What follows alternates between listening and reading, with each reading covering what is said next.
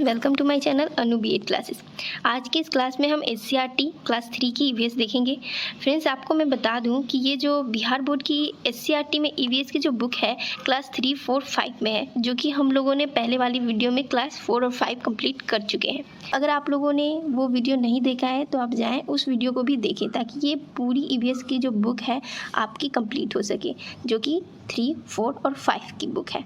हम लोग क्लास 4 और 5 कंप्लीट कर चुके हैं और अब जो लास्ट बची है क्लास 3 की, जो आज हम इस वीडियो में देखेंगे। तो चलिए फ्रेंड, बिना किसी देरी के स्टार्ट करते हैं आज की क्लास।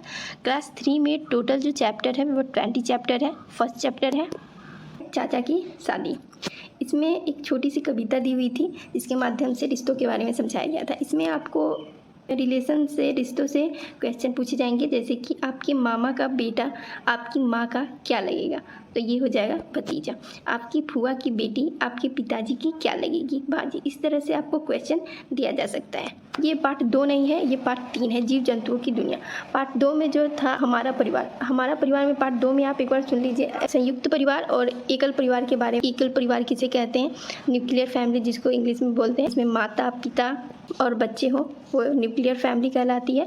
और संयुक्त परिवार, जिसमें माता पिता के साथ साथ दादा दादी हो, उससे संयुक्त परिवार कहते हैं। उसमें 1 या 2 पीढ़ियों के लोग जो है समूह में रहते हैं, एक साथ रहते हैं, उसे हम संयुक्त परिवार कहते हैं। पार्ट 3 जीव जंतुओं की दुनिया।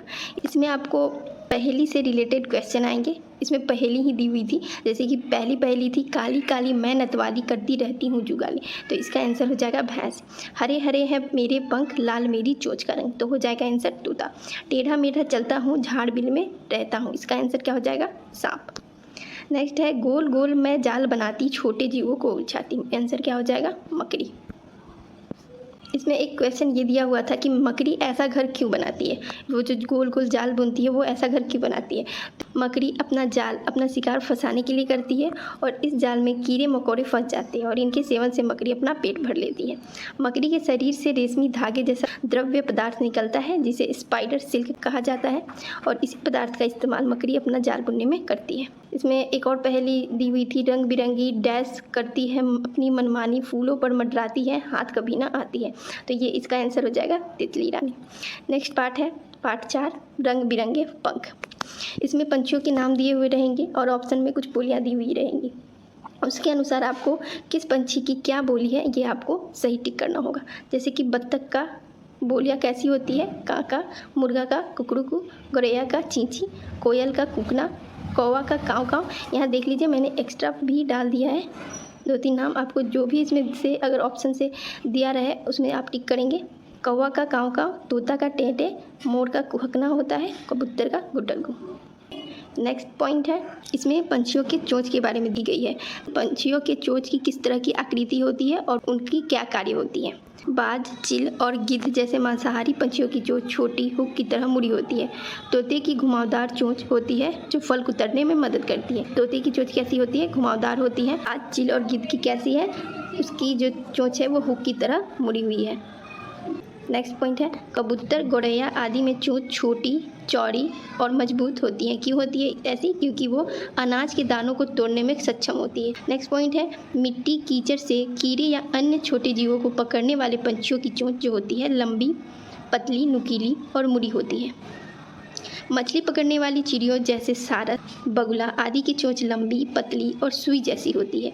कुछ पंछियों के चोंच में निस्पंदन यानी कि फिल्ट्रेशन सिस्टम होता है, यानी छानने की प्रणाली होती है। इन पंछियों के उदाहरण हो जाते हैं हंस और बत्तख। देखिए, ये याद रखिए, सारस, बगुला, पतली सुई जैसी, और निस्पंदन जो होती है वो हंस और बत्तख में। छानने की जो प्रणाली होती है जिसके चोंच में, वो हंस और बत्तख की होती है। ऐसे पक्षी पानी के आसपास रहते हैं। हंस और बत्तख के बारे में कहा जा रहा है कि वो पानी के आसपास रहते हैं। अपना भोजन चोंच में लेने के बाद अन्य पदार्थ जैसे कीचड़ आदि को अलग कर देते हैं, यानी उसे छान लेते हैं। कौन? हंस और बत्तख। पार्ट 5 में आपका था पेड़ पौधों से दोस्ती। ठीक है, तो मैंने क्यों स्किप कर दिया है? क्योंकि आपको पता है। पार्ट 6 है पत्ता हूँ मैं हरा हरा। इसमें पत्ते की आकृति और उनके उपयोग के बारे में बताया गया था। इसमें एक कविता थी, इसमें तरह तरह के पत्तों के बारे में उल्लेख किया गया था। कुछ पत्ते की आकृति और बनावट और उसके उपयोग के बारे में बताया गया था, लेकिन सारे पत्तों के बारे में उसमें नहीं बताया गया था। एक दो पत्तों के बारे में बताया गया था। मैंने जितने पत्ते उसमें बताए गए उन सारे पत्तों के बारे में मैं आपको इसमें लिख दी हूँ, आप इसमें पढ़ेंगे। चलिए पढ़ते हैं। पत्ते की आकृति तथा उनके उपयोग। पीपल के पत्ते की कैसी आकृति होती है? पीपल के पेड़ की पत्तियां और टहनियाँ चिकनी, चमकदार और व्यापक रूप से अंडाकार होती है, जो एक लंबी पूंछ में शीर्ष पर अचानक से गाढ़ी होती है, जबकि आधार गोल या दिल के आकार की होती है। तो आपको क्वेश्चन ऐसे आ सकता है कि बताइए कि कौन सी ऐसी पत्ती है जिसकी आधार गोल या दिल के आकार की होती है। इसका उपयोग देख लेते हैं। पीपल के पत्ते में protein, fibre, calcium, iron, manganese से भरपूर होता है, इसलिए उबलने के बाद यह हेल्दी ड्रिंक बन जाता है। यह पत्ता उबाल कर पीने से शुगर लेवल कंट्रोल रहता है। नेक्स्ट है, इसकी पत्तियां विपरीत जोड़े में व्यवस्थित होती है, आयताकार से लांसोलेट, अक्सर डाउनी और एक दांतेदार मार्जिन के साथ होती है। पत्ती का रंग गहरे हरे और भूरे से लेकर बैंगनी, नीला और कभी कभार हल्का पीला होता है। पुदीने में मौजूद पोषण विटामिन सी, विटामिन ए और विटामिन बी कम्प्लेक्स होता है। गर्मी में राहत देती है, अस्थमा में लाभदायक, सिर दर्द में अचूक उपाय और स्किन के लिए फ़ायदेमंद होती है। तुलसी की पत्तियां कैसी होती हैं? इनकी पत्तियां 1 से 2 इंच लंबी, सुगंधित, अंडाकार या आयताकार होती है। उपयोग है, ये एंटीबैक्टीरियल होती है, एंटी फंगल, एंटीबायोटिक गुण तुलसी के पौधे में पाए जाते हैं। आम की पत्तियां कैसी होती है? इसकी पत्तियां सरल, गहरे हरे रंग की, 30 सेंटीमीटर लंबी और 7 सेंटीमीटर चौड़ी, आयताकार, अंडाकार आकार में, लांसोलेट, पूरे और थोड़े लहरदार किनारों वाली होती है। मध्य सिरा पीला, स्पष्ट रूप से दिखाई देने वाली होती है और पत्तियां भी थोड़ी नीचे की ओर झुकी हुई होती है। अब इसका उपयोग देख लेते हैं। ये पत्तियां विटामिन सी, बी, ए से भरपूर होती है। ये पोषण से भी भरपूर होती है, डायबिटीज़ में फ़ायदेमंद, जुकाम को भी दूर करने में मदद करती है। नेक्स्ट पार्ट है 7, तरह तरह के भोजन। इसमें पौधे के भाग जिसे हम खाते हैं इसके बारे में बताया गया है। मूली, गाजर, चुकंदर, टेपियोका और शकरकंदी के जड़ भाग को हम लोग खाते हैं। आलू, प्याज, अदरक, ये जो तना भाग है उस तना भाग को खाते हैं। धनिया, पत्ता गोभी, अरबी, पालक और करी पत्ता ये पत्ती भाग है। चना, बाजरा, सरसों, गेहूँ, धान ये सब किस में आ जाएंगे? ये बीज है।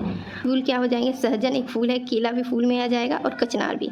फली जो है, मटर जो है, फली भाग को हम लोग खाते हैं। नेक्स्ट पॉइंट है, राज्य के विभिन्न हिस्सों में लोगों की पसंदीदा भोजन क्या क्या है?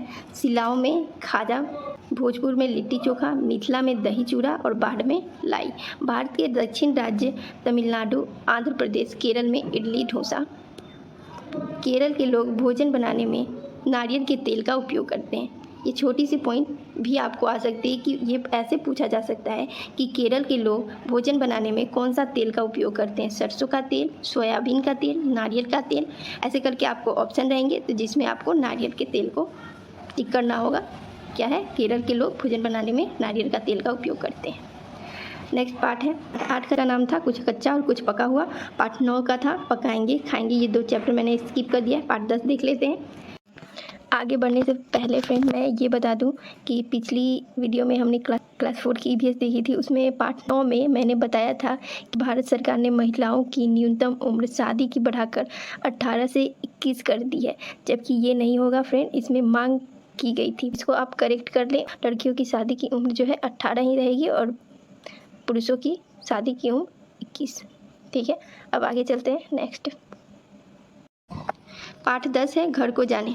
कच्चा घर है, इसमें कच्चा घर, पक्का घर, इसमें भी बहुत सारी छोटी छोटी बातें हैं, लेकिन सारी बातें जो हैं वो इम्पोर्टेंट है। तो कच्चा घर देख लेते हैं। बांस, मिट्टी, घास, ईंट, पत्थर, छप्पर, पुआल, पत्ते व कच्ची ईंटों से बना होता है। जो ईंट लोहे, धातु और अन्य मजबूत सामग्री से बना होता है उसे पक्का घर कहते हैं। और नेक्स्ट क्वेश्चन इसमें दिया हुआ था, कौन है सबसे अलग? इसमें से आपको जो अलग है उसे छांटना है। ईंट, सीमेंट, लकड़ी और बालू। तो वो जो लकड़ी होगी उसे हम लोग अलग छांट लेंगे। इसी तरह इसमें दीवार, फर्श, छत, रंगोली में रंगोली अलग, चूना, पानी, सीमेंट, पेंट में हो जाएगा सीमेंट अलग।